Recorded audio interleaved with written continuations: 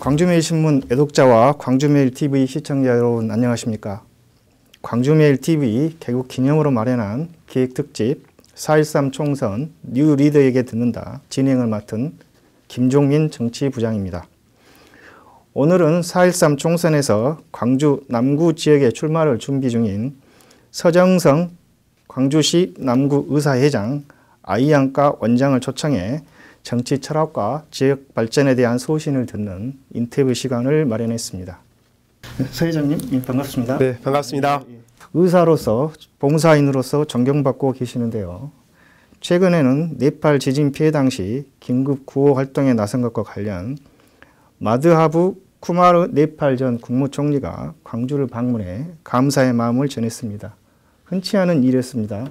사실 제가 의사로서 봉사활동을 하게 된 이제 배경에 저희가 2005년에 인도네시아 쓰나미의 국제적인 재난 사건이 있었습니다. 그 이후로 이제 우리나라에서도 국제 구호, 긴급 구호에 이제 눈을 돌리고 이 지원 활동을 시작하게 됐었는데요. 사실 그 인도네시아 쓰나미 이후로 파키스탄 지진, 미얀마 사이클론, 필리핀의 태풍 피해, 이게 이번에 이제 네팔 지진까지 이제 제가 직접 참여하면서 여러 가지 것들을 고민하고 또 나눔과 봉사의 정신들을 특히 우리 광주의 정신이잖아요. 그 정신들을 이렇게 그 피해를 당한 지역에 가서 이렇게 활동들을 하게 되었는데 이번에도 지난 4월에 작년 4월에 네팔 지진이 났을 때 이제 우리나라 외교통상부에서 꾸린 팀하고 똑같이 같은 시기에 곧바로 우리 광주에서 달려갔었습니다. 이제 그러면서 그 처참한 그 환경 속에서 저희들이 봉사활동을 할 때 이 전 총리께서 쿠마르 전 총리께서 오셔서 정말 감사하다, 너무 고맙다, 잊을 수 없다 이런 생각들을 하고 있고 또 저희들이 잘 아시다시피 광주에 캄보디아에 광주 진료소가 지금 세워져 있잖아요. 2014년도에 지금 완공을 해서 지금 우리 광주 정신을 지금 세계에 널리 펼치고 있는데 지금 네팔에 2차 진료소가 광주 진료소가 지금 추진 중에 있습니다. 이제 그것과 관련해서 이제 이 쿠마르 전 총리께서 직접 방문해서 너무 감사했다고 말씀을 전해 주셨습니다. 북한에 가서 의료 봉사 활동도 하셨습니다. 그때 당시에 처음으로 수술을 하시면서 울었다고 했습니다. 네. 기억나십니까? 북한에 제가 2003년 겨울에 처음으로 이제 평양을 방문했었습니다. 이게 대한의사협회 차원에서 정성제약이라는 곳에 수액공장 건립 지원 사업을 통해서 제가 첫 방문을 하게 되어 있는데요. 그 이후로 금강산 개성공단 이렇게 이제 진료봉사활동 다녔는데 금강산 관광특구 바로 옆에가 원정인민병원이라는 곳이 있습니다. 원정리라는 마을에 약 한 8,000명이 살고 있는데 거기에 가서 저희들이 수술 진료봉사를 하면서 뵀던 분인데 저희로 말하면 이제 단순한 백내장입니다. 사실 백내장이 오면 심하게 되면 이제 눈이 하얘집니다. 동공이 하얘져가지고 정말 보기 싫거든요. 안 보이는 것은 둘째 치더라도. 그래서 그분은 하얀 것만 좀 제거해 줬으면 좋겠다라고 말씀을 하셨는데 사실 수술하고 나면 보이기까지 하니까 하얀 것도 없어지고 눈도 보이게 되니까 너무 감사하다. 고맙습니다. 고맙습니다. 연신 그 말씀하셨을 때 정말 우리 동포인데 정말 이렇게 이 분단의 아픔 때문에 의료 혜택을 잘 받지 못하는 그런 모습들을 보니까 아무튼 가슴이 울컥했었습니다. 초등학교 4학년 때라고 들었습니다. 고향 강진의 마을에 의료봉사단이 오면서 의사의 꿈을 키웠다고 들었습니다. 맞습니까? 그 인연으로 봉사에 적극적이신 것 같은데요. 사실 저희 마을이 이제 강진인데요. 시골 마을이었습니다. 이제 의료 환경이 좋지 않은데 많은 의료진들이 내려서 하얀 가운을 입고 어르신들을 청진기에 가슴에 대고 이렇게 정말 따뜻하게 해주시는 모습을 보고 너무 그때 감동을 받았고 나도 의사가 선생님이 된다면 정말 필요로 한 곳에 이렇게 아프신 분들을 치료를 해줬으면 좋겠다 이런 마음들을 어릴 적 가지고 살았던 것 같습니다. 출판 기념 얘기를 한번 해보겠습니다. 책 제목이 서정성의 나눔 이야기였습니다. 나눔의 의미가 무엇입니까? 네.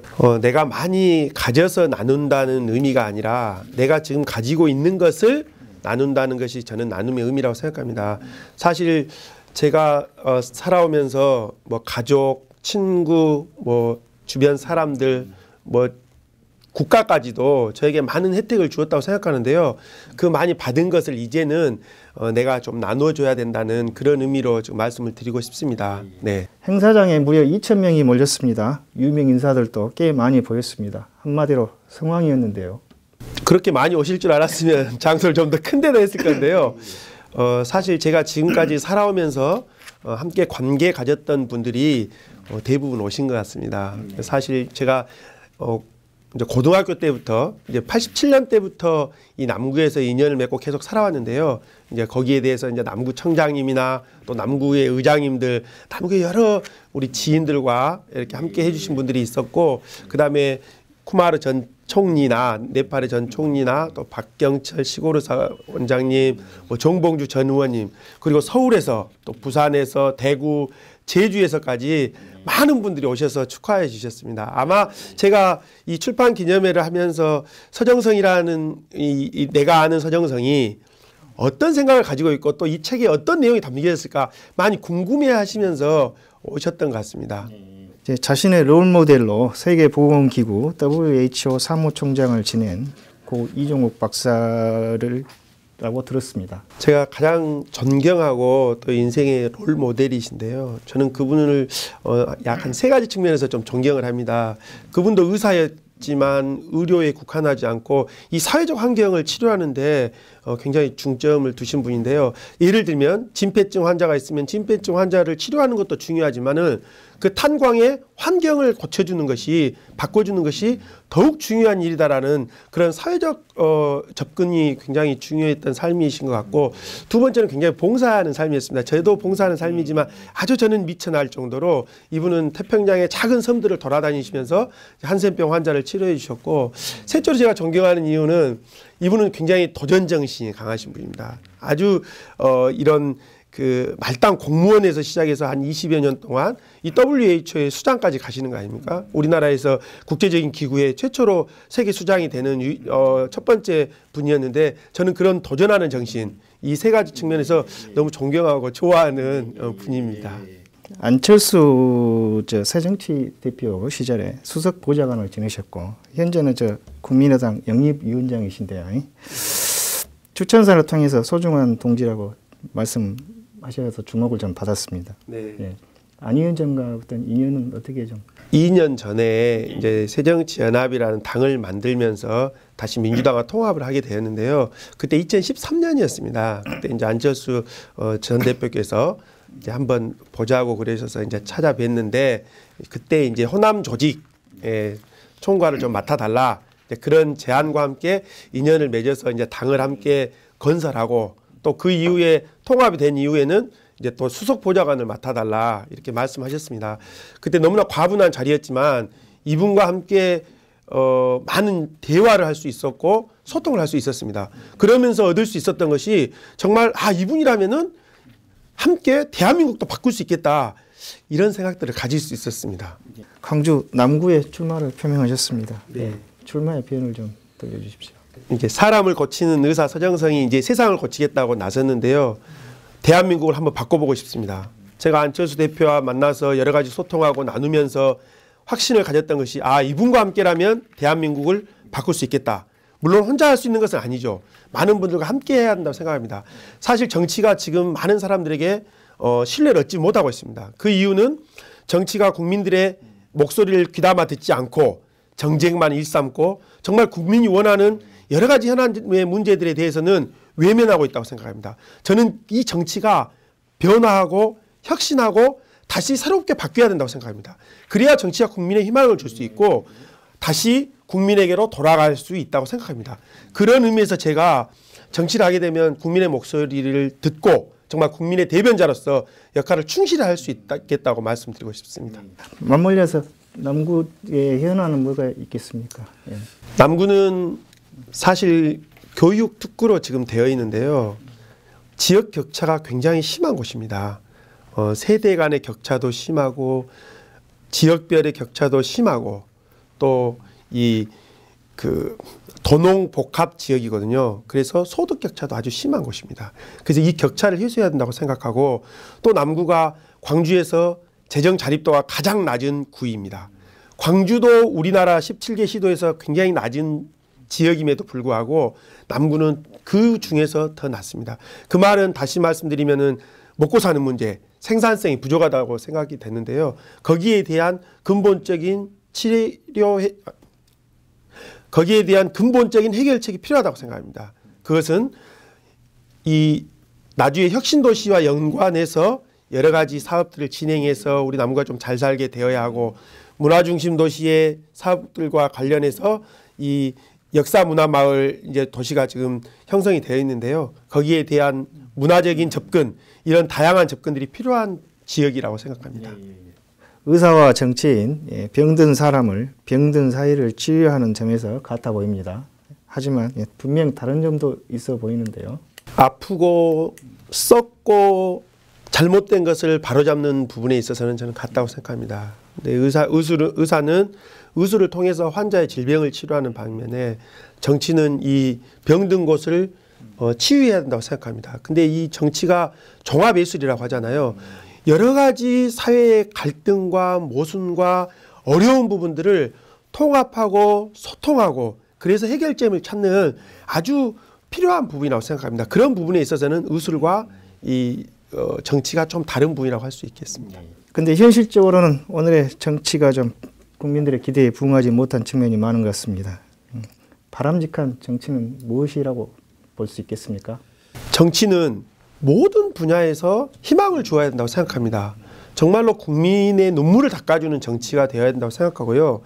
이 정치가 세상을 바꾸는 일이라고 생각합니다. 지금 세상은 변하고 있는데 정치는 변하지 않고 있다고 생각합니다. 그러기 때문에 사람들이 정치에 대해서 불신하고 신뢰하지 못하고 있는데요. 그래서 저는 이 정치가 국민들의 목소리를 잘 담아서 국민들의 마음을 잘 닦아주는 그런 것이 정치가 되어야 된다고 생각합니다. 제6대 광주광역시의원으로 4년간 의정활동을 성실히 하셨다는 평가가 있습니다. 가장 기억에 남는 의정 성과는 무엇입니까? 정말 열심히 했었는데요. 제가 의사로서 또 사회복지학을 공부한 사람으로서 우리나라가 OECD에서 자살률이 연속 10위 지금 1위를 기록하고 있지 않습니까? 그래서 저는 이 자살에 대해서 정책과 제도와 시스템으로 접근해야 된다고 생각해서 제일 첫 번째 만든 조례가 생명 존중과 자살 예방에 관한 조례였습니다. 그때 조례를 만들 당시에 광주의 자살률이 16개 시도 중에 상위권에 있었는데 지금 2014년, 15년 연속 2년 연속 최하위를 기록하고 있습니다. 저는 그게 너무 제가 하고 싶었던 일들을 정책으로 만들었었던 거고요. 또 하나는 5.18 정신 국제화 실천활동 조례였습니다. 이 우리 광주의 정신이 나눔과 또 소통, 또 대동의 정신이라고 저는 생각하는데 그 조례를 통해서 캄보디아에 광주 진료소를 세워서 광주 정신을 아시아에 좀 확산시켰던 것이 가장 의미 있고 보람됐던 것 같습니다. 지금 지역사회의 화두죠. 누리과정 예산을 둘러싼 혼란이 상당히 커 보입니다. 또 우리나라 노인 빈곤율 문제도 거론하셨고요. 다문화가정 지원 확대 등도 얘기하신 바 있습니다. 사회복지학도 공부를 하신 걸로 알고 있습니다. 복지 분야에 관심이 좀 많으신 것 같습니다. 네, 사람의 삶을 바꾸려면 가장 중요한 것이 저는 복지라고 생각합니다. 저는 이 누리과정의 문제도 박근혜 대통령 공약이지 않았습니까? 저는 1차적인 책임은 대통령이 있다고 생각합니다. 사실 이 과정의 예산이 얼마인지 어떻게 쓰여지는지 국민들이 잘 알지 못할 수도 있습니다. 하지만 이 복지의 부분에 관련돼서 대통령의 공약인데 지키지 아니하고 이렇게 논란의 중심까지 오는 것은 문제가 있다고 생각합니다. 두 번째는 정말 저는 국회의원들에게 한 말씀 드리고 싶은 것이 이런 과정들이 생겼을 때 정말로 이게 필요한 예산이고 국민들이 바라는 예산이라면은 정말 어떻게 해서든지 해결을 저는 해야 한다고 생각합니다. 이게 예산 편성권은 없지만 감시와 감독할 수 있는 그리고 편성하게 할 수 있는 이 정치력이 있기 때문에 저는 이 국회의원들이 이 부분에 대해서는 더욱더 적극적으로 나가야 된다고 생각합니다. 그리고 이제 복지와 관련해서 다문화가정 지원 확대나 노인 빈곤율 문제를 말씀하셨는데 사실 우리나라가 이제 산업화 시대를 지나서 민주주의 그 다음에 이제 복지 국가로 가는데요. 사실 복지 국가로 가면서 짧은 시간에 압축 성장을 하는 과정 중에 여러 가지 진통과 사회적 갈등이 나타나고 있습니다. 그것들을 잘 조정하고 화합하고 통합으로 이끌어내는 것이 저는 정치라고 생각하고 그것이 또 복지에 반영돼야 한다고 생각합니다. 그래서 제가 정치를 하게 된 이유이기도 합니다. 국민의당 지금 소속으로 돼 계시죠. 내부 경쟁이 어느 지역보다 상당히 뜨겁게 달궈질 것으로 보입니다. 본선 역시 만만치 않아 보이는데요. 강점은 무엇일까요? 저의 큰 가장 강점은 젊고 신인이라는 점이라고 생각합니다. 지금 많은 분들이 정치에 대한 신뢰를 내려놓고 있으십니다. 저는 그 신뢰를 회복하기 위해서 새로운 변화, 새로운 인물로 정치권이 바뀌어야 된다고 생각합니다. 물론 지금까지 해주신 분들이 아주 많이 있는 일들을 해주시고 잘해주신 부분도 있습니다. 저는 그런 부분들을 온고지신해서 새롭게 변화해야 우리 정치권이 국민들에게 다시 다가설 수 있다고 생각합니다. 또 하나의 강점은 우리 당의 대표격으로 지금 인재영입 위원장이신 안철수 대표와 호남에서 누구보다도 소통을 잘할 수 있다고 저는 생각합니다. 앞으로 총선도 승리해야 되고 우리는 정권 교체도 해야 된다고 생각합니다. 그 과정에서 안철수 대표가 굉장히 중요한 역할을 해야 된다고 생각하는데 저는 누구보다도 이 대표와 소통을 잘할 수 있고 또 함께해서 이런 정권 교체의 길로 나가는데 적임자라고 생각합니다. 기득권에 안주한 기성 정치권을 비판하는 목소리가 높습니다. 특히 호남 정치 봉헌에 대한 요구가 큰 편인데요. 김대중 대통령께서 살아계실 때는 호남 정치가 저는 이 정치권을 주도했고 대한민국의 희망을 썼다고 생각합니다. 그런데 지금 현실은 어떻습니까? 많은 분들이 실망하고 호남을 팔아서 자기 정치를 한다고 생각을 하고 있습니다. 저는 그 부분에 대해서 정치권이 통렬히 반성을 해야 된다고 생각합니다. 물론 현실 정치에 참여하는 사람뿐만 아니라 저는 이것을 방관하고 또 함께 해주지 못한 많은 분들에게도 책임이 있다고 생각합니다. 그런 의미에서 이번 4.13 총선이 굉장히 중요하다고 생각하는데요. 이번에 호남에서 다시 한번 이 당대당 공천만 하면 곧 당선이 아닌 경쟁이 저는 제대로 된 새로운 경쟁이 생겨났다고 생각합니다. 그래서 인물 경쟁을 할 것이고 혁신 공천 경쟁을 할 것입니다. 저는 그런 과정을 통해서 이 호남 정치가 다시 복원되고 호남이 다시 정치의 중심이고 대한민국의 역사적인 선택에서 항상 올바른 선택을 했던 호남이 다시 한번 국민들에게 희망을 줄 수 있을 것이라 확신합니다. 마지막으로 좀 주민들에게 한 말씀 더 해주십시오. 늘 그리웠듯이 지켜봐 주시고 응원해 주셨으면 고맙겠습니다. 남구 구민과 또 광주 시민과 늘 함께 하겠습니다. 빨리 가려면 혼자 가고 멀리 가려면 함께 가라는 말이 있듯이 지역민과 함께 열심히 노력하겠습니다. 남구의 변화, 대한민국의 변화, 정치의 혁신을 위해서 최선을 다하겠습니다. 함께 해주십시오. 감사합니다. 이상으로 서정성 광주시 남구의사회장님으로부터 정치 철학과 지역 발전에 대한 청사진을 들어봤습니다. 광주매일신문과 광주매일TV는 시민의 올바른 선택을 위해 4.13 총선 출마 예상자를 대상으로 인터뷰를 이어갈 예정입니다. 앞으로도 많은 관심과 성원을 부탁드립니다.